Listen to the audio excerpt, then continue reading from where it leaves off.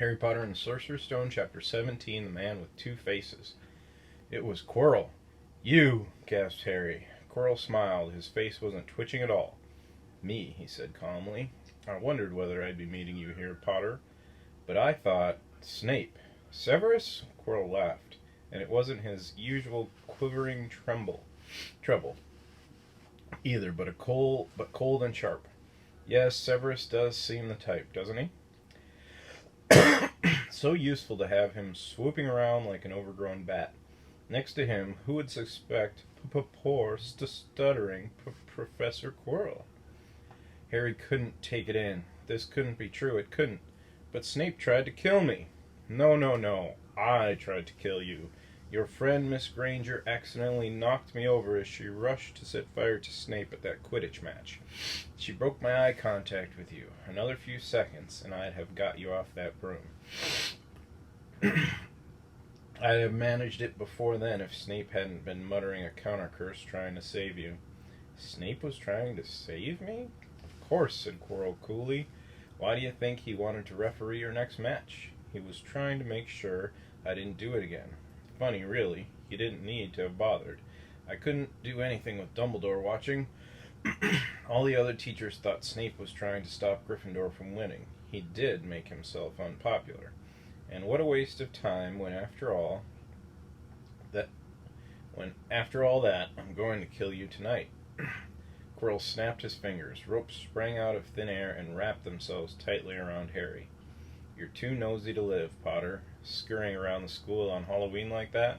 For all I knew, you'd seen me coming to look at what was guarding the stone. You let the troll in? Certainly. I have a special gift with trolls. You must have seen what I did to the one in the chamber back there. Unfortunately, while everyone else was running around looking for it, Snape, who already suspected me, went straight to the third floor to head me off. And not only did my troll fail to beat you to death, that three-headed dog didn't even manage to bite Snape's leg off properly. Now wait quietly, Potter. I need to examine this interesting mirror. It was only then that Harry realized what was standing behind Quirrell. It was the Mirror of Horizon.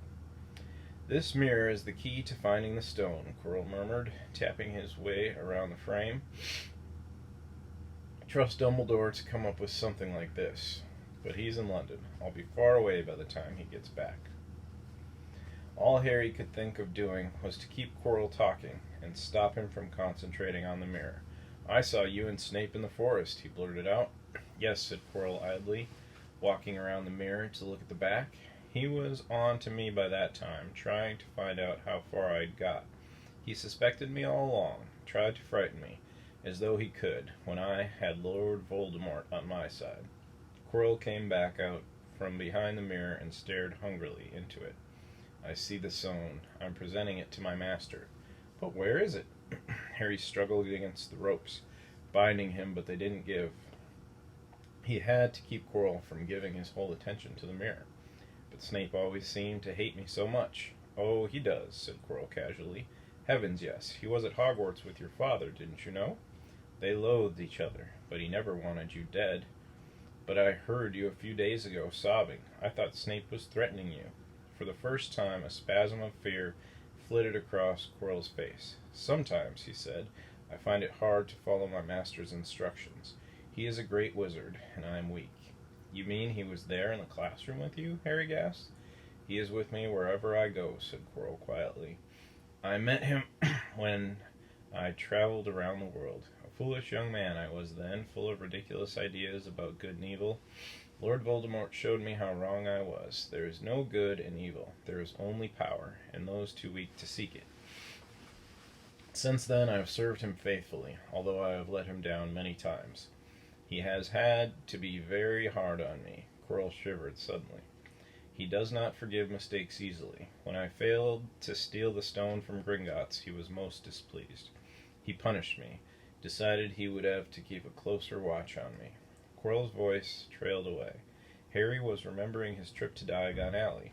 How could he have been so stupid? He'd seen Quirrell there that very day, shaken hands with him in the leaky cauldron. Quirrell cursed under his breath. I don't understand. Is the stone inside the mirror? Should I break it? Harry's mind was racing. What I want more than anything else in the world at the moment, he thought, is to find the stone before Quirrell does.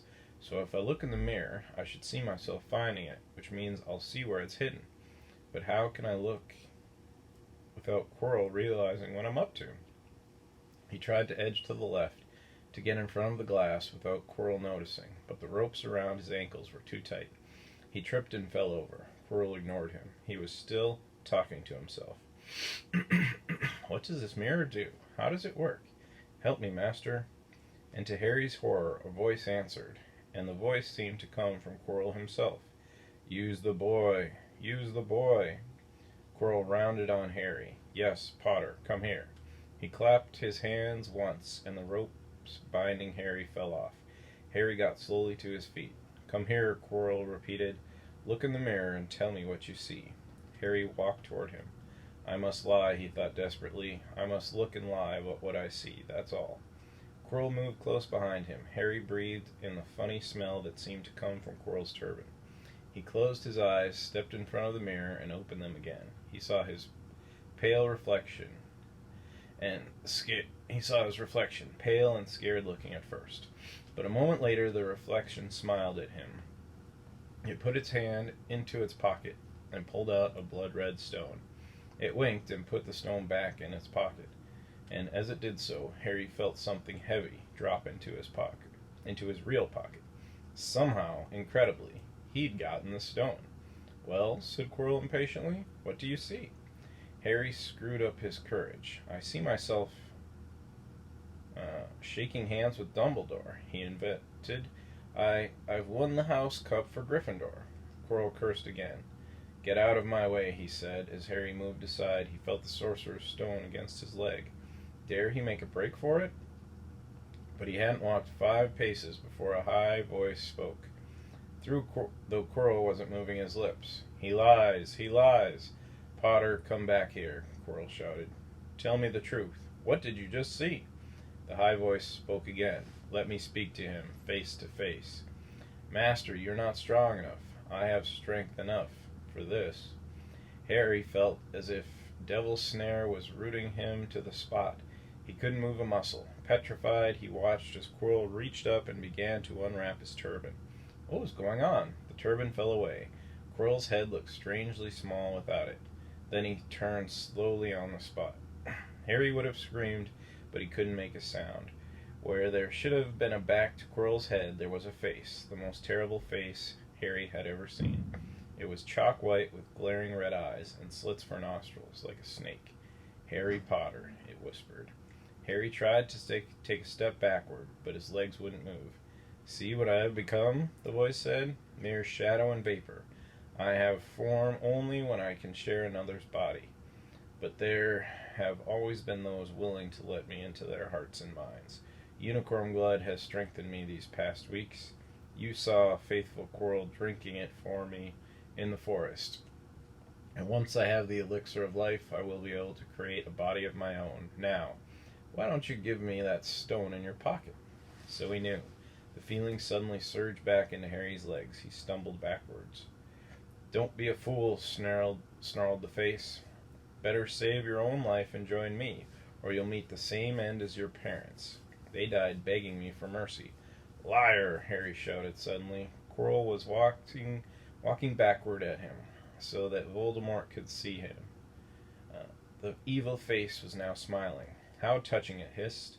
I always valued bravery. Yes, boy, your parents were brave. I killed your father first, and he put up a courageous fight. But your mother needn't have died. She was trying to protect you. Now give me the stone, unless you want her to have died in vain. Never. Harry sprang toward the flame door, but Voldemort screamed, Seize him! And the next second, Harry felt Quirrell's hand close on his wrist. At once, a needle-sharp pain seared across Harry's scar. He felt as though it was about to split in two. He yelled, struggling with all his might, and to his surprise, Quirrell let go of him. The pain in his head lessened. He looked around wildly to see where Quirrell had gone, and saw him hunched in pain, looking at his fingers. They were blistering before him. Seize him! Seize him! Shrieked Voldemort again. and Quirrell lunged, knocking Harry clean off his feet, landing on top of him, both hands around Harry's neck. Harry's scar was almost blinding him with pain, yet he could see Quirrell howling in agony. "Master, I cannot hold him. My hands, my hands!" And Quirrell, though pinning Harry to the ground with his knees, let go of his neck and stared bewildered at his own palms. Harry could see they looked burned, raw red and shiny. "Then kill him, fool, and be done," screeched Voldemort. Quirrell raised his hand to perform a deadly curse, but Harry, by instinct, reached up and grabbed Quirrell's face. "Arg!" Quirrell rolled off him, his face blistering too, and then Harry knew. Quirrell couldn't touch his bare skin, not without suffering terrible pain. His only chance was to keep hold of Quirrell, keep him in enough pain to stop him from doing a curse. Harry jumped to his feet, caught Quirrell by the arm, and hung on as tight as he could. Quirrell screamed and tried to throw Harry off. The pain in Harry's head was building. He couldn't see. He could only hear Quirrell's terrible shrieks and Voldemort's yells of kill him, and other voices, maybe in Harry's own head, crying, "Harry, Harry!" He felt Quirrell's arm wrenched from his grasp, knew all was lost, and fell into blackness. Down, down, down. Something gold was glinting just above him. The snitch.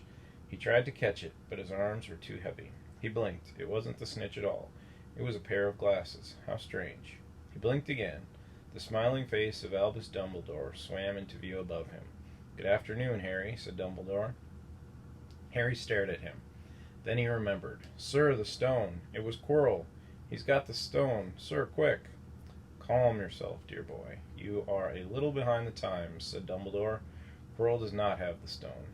"Then who does, sir? Harry, please relax, or Madame Pomfrey will have me thrown out." Harry swallowed and looked around him. He realized he must be in the hospital wing. He was lying in a bed with white linen sheets, and next to him was a table piled high with what looked like half the candy shop. "Tokens from your friends and admirers," said Dumbledore, beaming. "What happened down in the dungeons between you and Professor Quirrell is a complete secret, so naturally the whole school knows. I believe your friends, Messrs. Fred and George Weasley, were responsible for trying to send you a toilet seat. No doubt they thought it would amuse you. Madame Pomfrey, however, felt it might not be very hygienic and confiscated it. How long have I been in here?" 3 days. Mr. Ronald Weasley and Miss Granger will be most relieved you have come round. They have been extremely worried. But, sir, the stone. I see you are not to be distracted very well. The stone. Very well, the stone. Professor Quirrell did not manage to take it from you. I arrived in time to prevent that, although you were doing very well on your own, I must say. You got there? You got Hermione's owl? We must have crossed in mid-air. No sooner had I reached London than it became clear to me that the place I should be was the one I had just left. I arrived just in time to pull Quirrell off you." "It was you? I feared I might be too late." "You nearly were. I couldn't have kept him off the stone much longer." "Not the stone, boy, you. The effort involved nearly killed you. For one terrible moment there, I was afraid it had. As for the stone, it has been destroyed." "Destroyed?" said Harry blankly. "But your friend, Nicholas Flamel." "Oh, you know about Nicholas?" said Dumbledore, sounding quite delighted. "You did do the thing properly, didn't you? Well, Nicholas and I have had a little chat, and agreed it is all for the best." "But that means he and his wife will die, won't they?" "They have enough elixir stored to set their affairs in orders, and then, yes, they will die." Dumbledore smiled at the look of amazement on Harry's face. "To one as young as you, I'm sure it seems incredible, but to Nicholas and Perenelle, it really is like going to bed after a very, very long day. After all, to the well-organized mind, death is but the next great adventure. You know, the stone was really not such a wonderful thing. As much money and life as you could want, the two things most human beings would choose above all. The trouble is, humans do have a knack of choosing precisely those things that are worse for them." Harry lay there, lost for words. Dumbledore hummed a little and smiled at the ceiling. "Sir?" said Harry. I've been thinking, sir, even if the stone's gone, I mean, you know who. Call him Voldemort, Harry. Always use the proper name for things. Fear of a name increases fear of the thing itself. Yes, sir. Well, Voldemort's going to try other ways of coming back, isn't he? I mean, he hasn't gone, has he? No, Harry, he has not. He is still out there somewhere, perhaps looking for another body to share. Not being truly alive, he cannot be killed. He left Quirrell to die. He shows just as little mercy to his followers as his enemies. Nevertheless, Harry, while you may only have delayed his return to power, it will merely take someone else who is prepared to fight what seems a losing battle next time. And if he is delayed again and again, why, he may never return to power. Harry nodded, but stopped quickly, because it made his head hurt. Then he said, Sir, there are some other things I'd like to know. If you can tell me, things I want to know the truth about. The truth, Dumbledore sighed. It is a beautiful and terrible thing, and should therefore be treated with great caution. However, I shall answer your questions, unless I have a very good reason not to. In which case, I'll beg you'll forgive me. I shall not, of course, lie. Well, Voldemort said that he only killed my mother because she tried to stop him from killing me. But why would he want to kill me in the first place? Dumbledore sighed very, very deeply this time. Alas, the first thing you asked me, I cannot tell you. Not today, not now. You will know one day. Put it from your mind for now, Harry. When you are older, I know you hate to hear this. When you are ready, you will know. And Harry knew it would be no good to argue. But why couldn't Quirrell touch me? Your mother died to save you. If there is one thing Voldemort cannot understand, it is love. He didn't realize that love is powerful as your mother's, for you, leaves its own mark. Not a scar, not a visible sign. To have been loved so deeply, even though the person who loved us is gone, will give us some protection forever. It is in your very skin. Quirrell, full of hatred, greed, and ambition, sharing his soul with Voldemort, could not touch you for this reason. It was agony to touch a person marked by something so good. Dumbledore now became very interested in a bird on the windowsill, which gave Harry time to dry his eyes on the sheet. When he had found his voice again, Harry said, And the invisibility cloak? Do you know who sent it to me? Ah, your father happened to leave it in my possession, and I thought you might like it. Dumbledore's eyes twinkled. Useful things. Your father used it mainly for sneaking off to the kitchens to steal food when he was here. And there's something else. Fire away. Quirrell said Snape. Professor Snape, Harry. Yes, him. Quirrell said he hates me because he hated my father. Is that true? Well, they did rather detest each other, not unlike yourself and Mr. Malfoy. And then your father did something Snape could never forgive. What? He saved his life. What? Yes, said Dumbledore dreamily. Funny the way people's minds work, isn't it? Professor Snape couldn't bear being in your father's debt. I do believe he worked so hard to protect you this year because he felt that would make him and your father even. Then he could go back to hating your father's memory in peace. Harry tried to understand, but it made his head pound, so he stopped. And, sir, there's one more thing. Just the one? How did I get the stone out of the mirror? Ah, now, I'm glad you asked me that. It was one of my more brilliant ideas, and between you and me, that's saying something. You see, only one who wanted to find it, but not use it, would be able to get it. Otherwise, they just see themselves making gold or drinking elixir of life. My brain surprises even me sometimes. Now, enough questions. I suggest you make a start on these sweets. Ah, Bertie Bott's every flavor beans. I was unfortunate enough in my youth to come across a vomit-flavored one, and since then I'm afraid I've rather lost my liking for them. But I think I'll be safe with a nice toffee, don't you? He smiled and popped the golden brown bean into his mouth.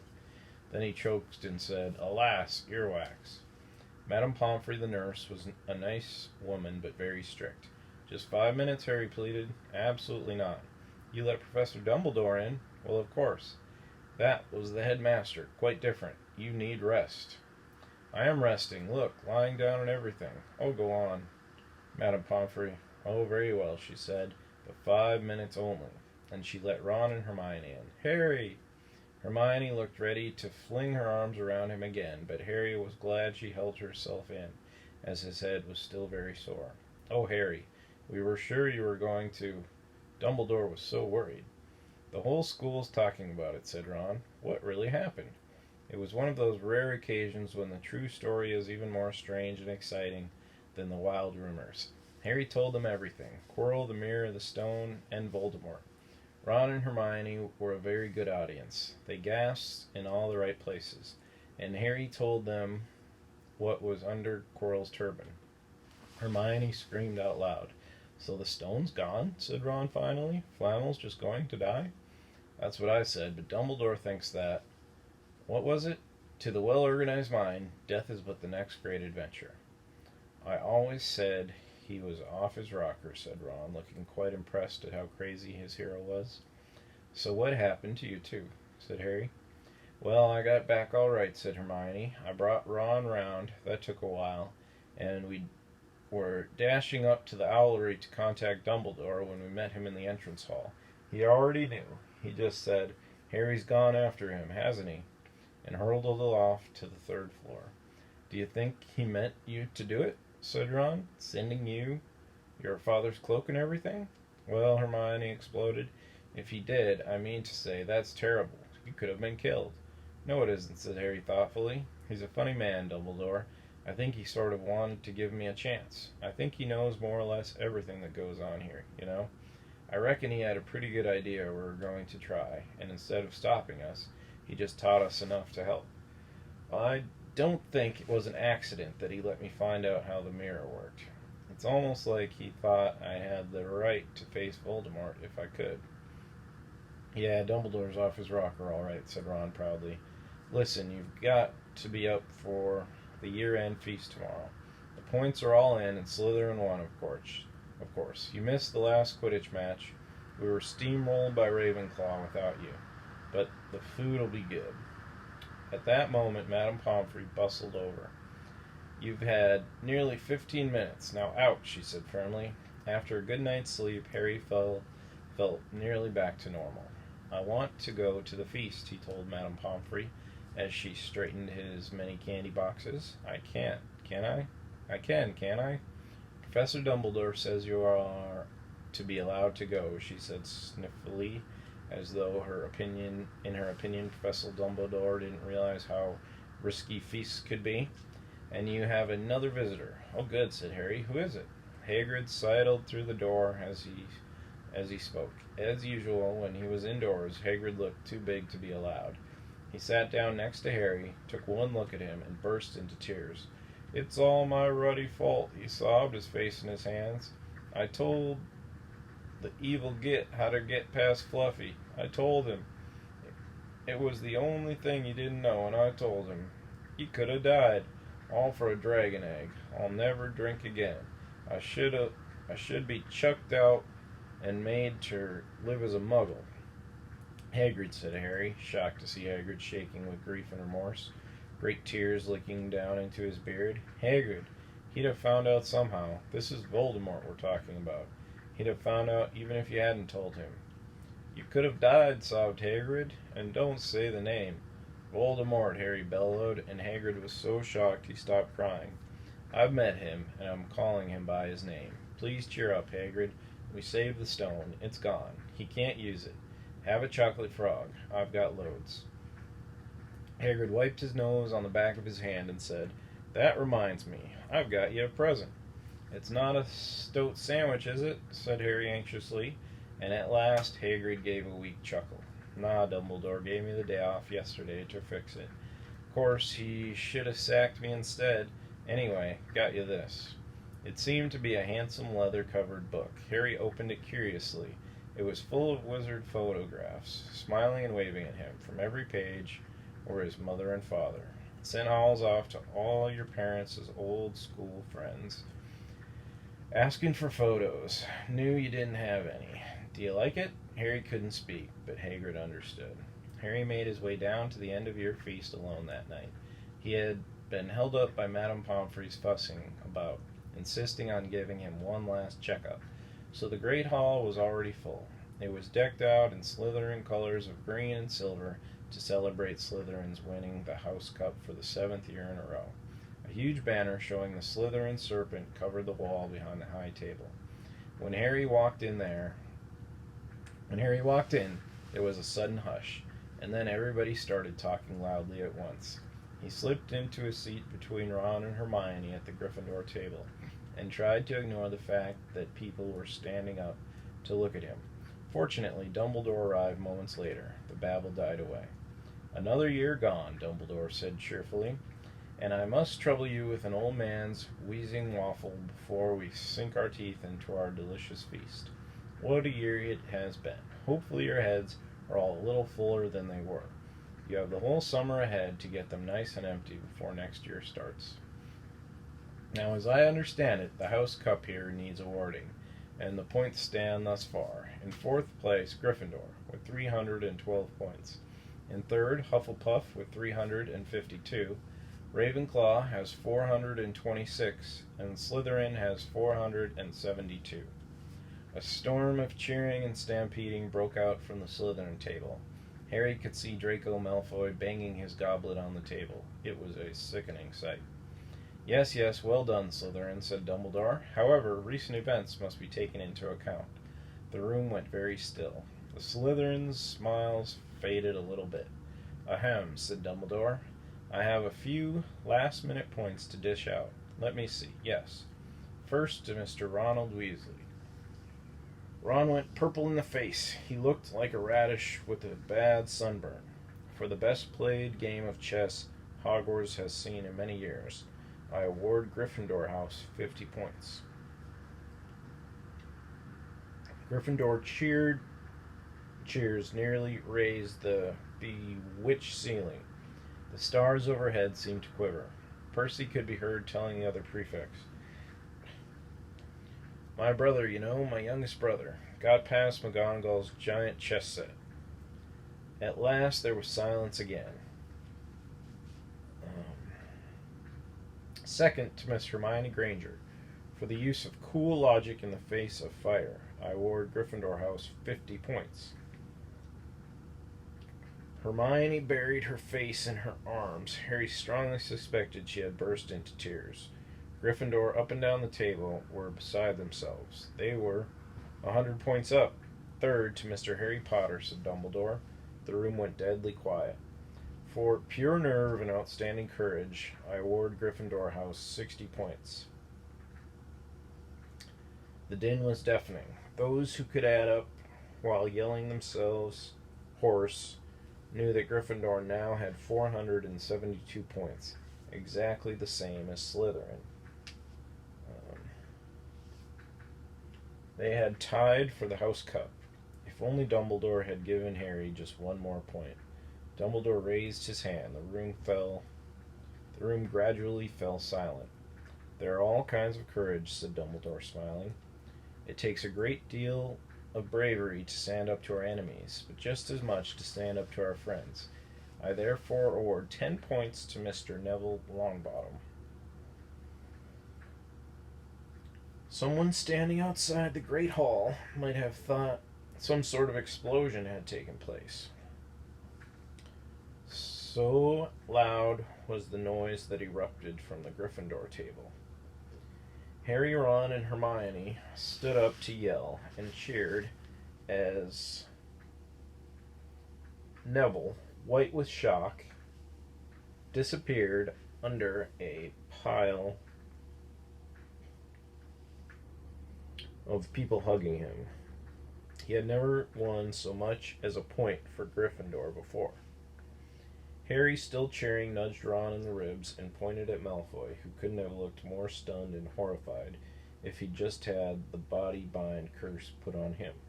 "Which means," Dumbledore called over the storm of applause, for even Ravenclaw and Hufflepuff were celebrating the downfall of Slytherin, "we need a little change of decoration." He clapped his hands. In an instant, the green hangings became scarlet, and the silver became gold. The huge Slytherin serpent vanished, and a towering Gryffindor lion took its place. Snape was shaking Professor McGonagall's hand with a horrible, forced smile.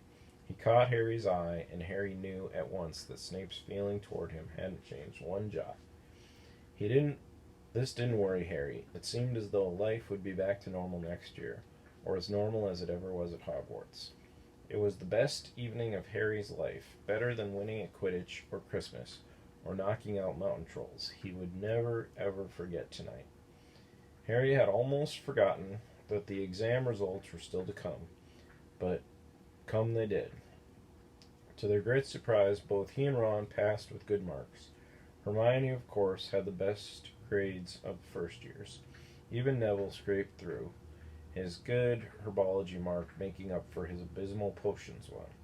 They had hoped that Goyle, who was almost as stupid as he was mean, might be thrown out, but he had passed too. It was a shame, but as Ron said, you couldn't have everything in life. And suddenly their wardrobes were empty, their trunks were packed, Neville's toad was found lurking in a corner of the toilets. Notes were handed out to all students, warning them not to use magic over the holidays. I always hope they'll forget to give us these, said Fred Weasley sadly. Hagrid was there to take them down to the fleet of boats that sailed across the lake. They were boarding the Hogwarts Express, talking and laughing as the countryside became greener and tidier, eating Bertie Bott's every flavor beans as they sped past Muggle towns, pulling off their wizard robes and putting on jackets and coats, and pulling into platform 9 3/4 at King's Cross Station. It took quite a while for them all to get off the platform. A wizened old guard was up by the ticket barrier, letting them go through the gates in 2s and 3s, so they didn't attract attention by all bursting out of a solid wall all at once and alarming the Muggles. You must come and stay this summer, said Ron. Both of you. I'll send you an owl. Thanks, said Harry. I'll need something to look forward to. People jostled them as they moved forward toward the gateway, back to the Muggle world. Some of them called, Bye, Harry. See you, Potter. Still famous, said Ron, grinning at him. Not where I'm going, I promise you, said Harry. He, Ron, and Hermione passed through the gateway together. There he is, Mum. There he is, look. It was Ginny Weasley, Ron's younger sister. She was pointing, but she wasn't pointing at Ron. Harry Potter, she squealed. Look, Mom, I can see. Be quiet, Ginny, and it's rude to point. Mr. Weasley smiled down at them. Busy here? Mrs. Weasley smiled down at them. Busy here, she said. Very, said Harry. Thanks for the fudge and the sweater, Mrs. Weasley. Oh, it was nothing, dear. Ready, are you? It was Uncle Vernon, still purple-faced, still mustached, still looking furious at the nerve of Harry carrying an owl in a cage in a station full of ordinary people. Behind him stood Aunt Petunia and Dudley, looking terrified at the very sight of Harry. You must be Harry's family, said Mrs. Weasley. In a manner of speaking, said Uncle Vernon. Hurry up, boy, we haven't got all day. He walked away. Harry hung back for a last word with Ron and Hermione. See you over the summer, then. Hope you have, a good holiday, said Hermione, looking uncertain after Uncle Vernon. Shocked that anyone could be so unpleasant. Oh, I will, said Harry, and they were surprised at the grin that was spreading over his face. They don't know we're not allowed to use magic at home. I'm going to have a lot of fun with Dudley this summer. The end.